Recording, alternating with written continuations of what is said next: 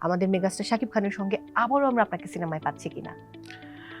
একদমই আমার তো খুবই ইচ্ছা আছে। দেখুন আর ওনারাও মানে একজন নতুন প্রোডিউসার হয়ে এসেছেন। তো খুব দুজন সুমি আপু প্লাস আজিম ভাই, হুম। আ আজিম হারুন ওনারা খুব ভালো দুজন মানুষ। খুব সুইট দুজন মানুষ। তারা এগিয়ে এসছেন নিজেদের নিজেদের প্রোডাকশন মানে ব্যবসা করব খালি তাই হুম, হুম, হুম, লক্ষ্য হুম, নিয়ে হুম, নয়। হুম, তাদের হুম। গোলটা অ্যাকচুয়ালি হচ্ছে দর্শকদের ভালো মুভি বানিয়ে দেওয়া, ভালো, ভালো ছবি বানিয়ে দেওয়া, এই ইন্ডাস্ট্রিটা গ্রো করানোর।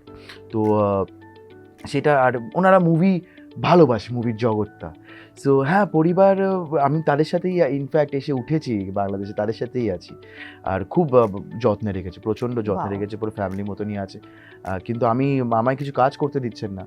তো আমি বলছি, "না, না আমায় করতে দিন। তাহলে একটু বাড়ির ছেলে মনে হবে, তাই না?"